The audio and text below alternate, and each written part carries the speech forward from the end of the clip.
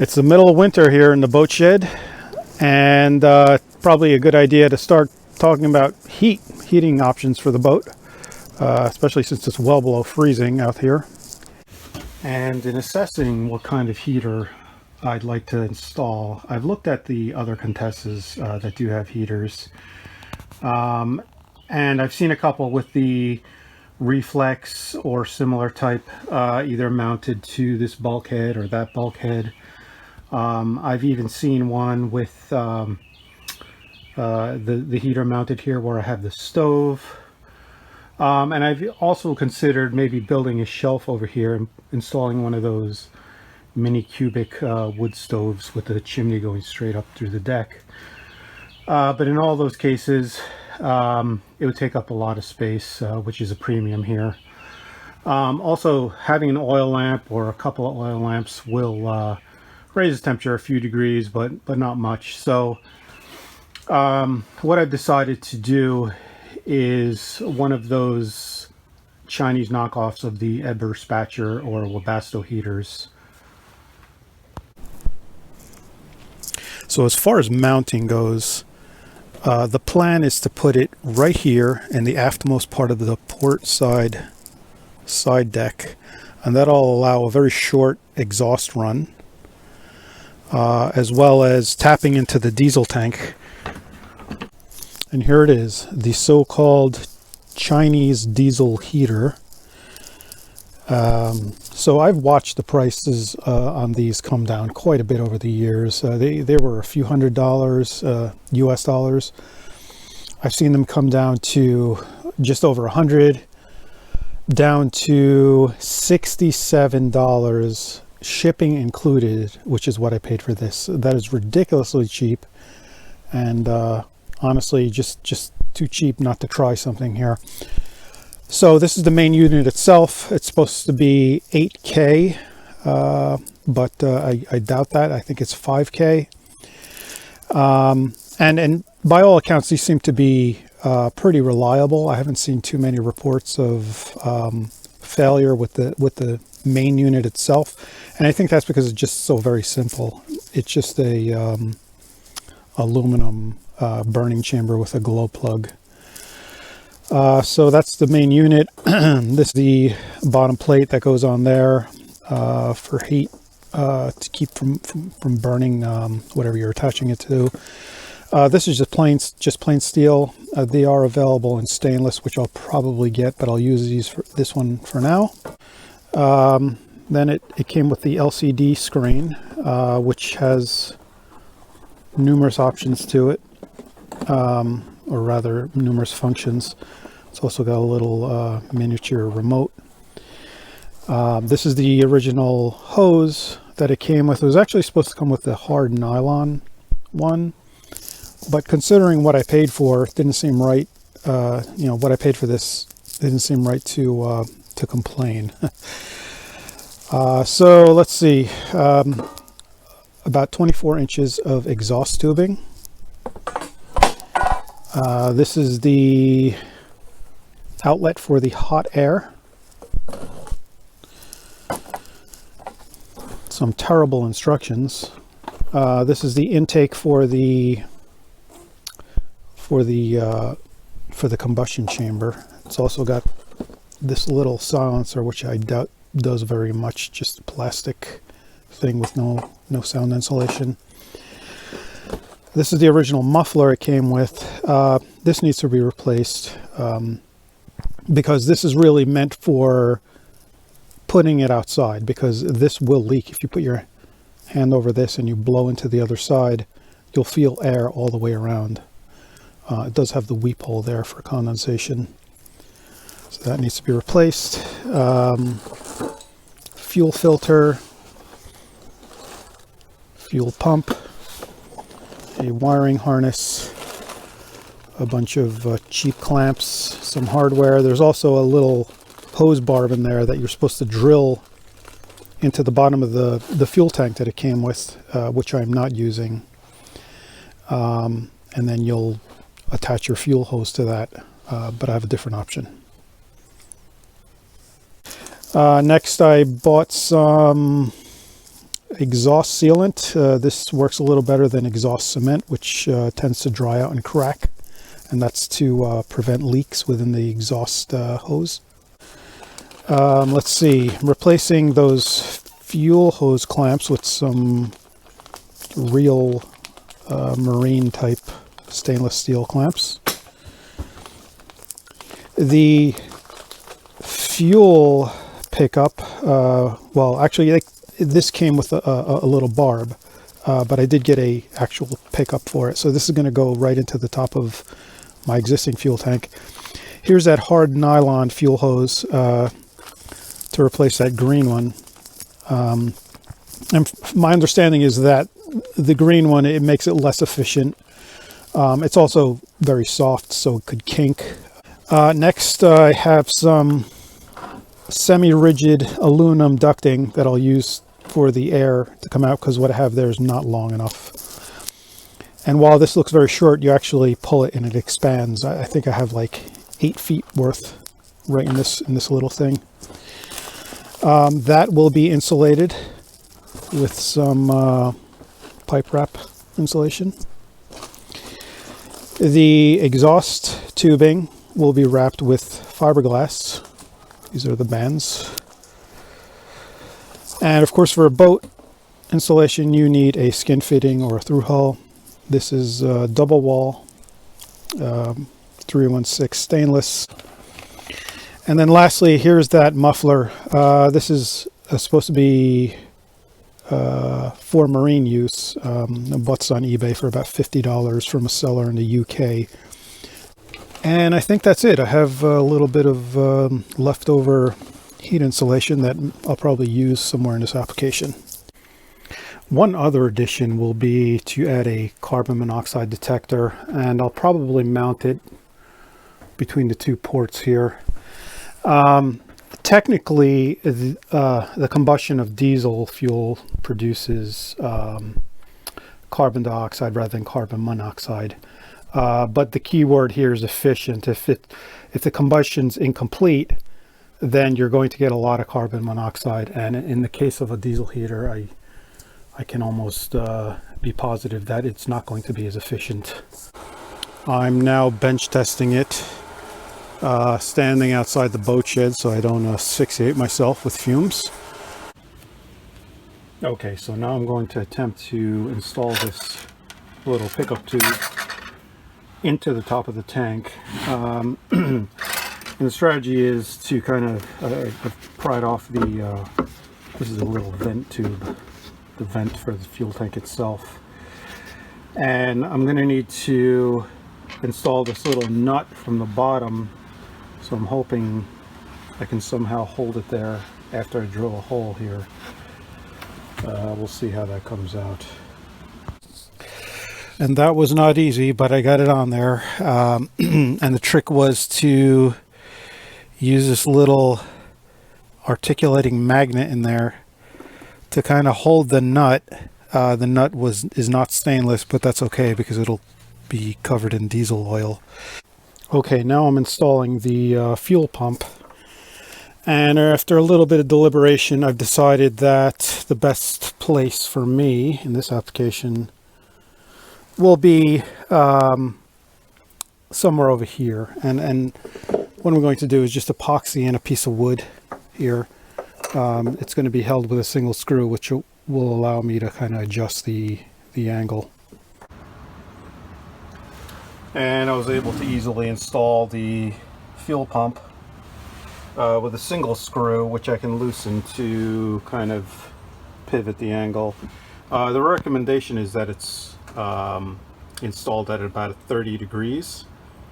And I think, well, obviously it's because air bubbles can get out. But also, if it's too vertical, I think that puts a lot of stress on the pump and it wears out a lot quicker. And now I've got that fuel line attached to the pickup. Of course, I used the upgraded clamps. And this is a side view of the way I'm planning to mount this. So this is actually, will be pointing down. So you have your fuel line coming in here. Of course, nothing's clamped. which is a little close to the exhaust, so I'm going to probably tie it back somehow. Okay, I did get that board epoxied in there. Other side of this, I did add these 2 screws for extra strength. And as you can see, the board is in there. The stainless L bracket has been mounted and the unit itself has been bolted on. So now I put on all of the other stuff. I did also drill the hole there for the through hull right at the transom. A word about mounting the through hull, or the skin fitting if you will. So these are double walled to protect the hull from heat. There's an air gap in there, and this really isn't supposed to get too hot, so I'm sure it would be fine. But what I ended up doing is drilling that big hole a bit larger to maintain a bit of an air gap between the through hull and the hull.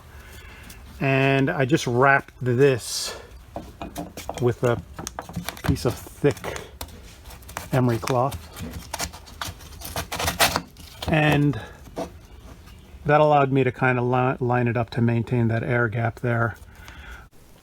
I've installed that through hull, but I used the exhaust sealant rather than something like 3M 4200, because if and when this gets hot, that would actually melt. Next, I've put on that hot air duct. It's that semi-rigid aluminum one, and it's mounted right here under this bulkhead. I've suffered a bit of a setback here. This original tubing that came with it, too much bending back and forth trying to get this into the shape of a gooseneck that'll fit, and of course it broke.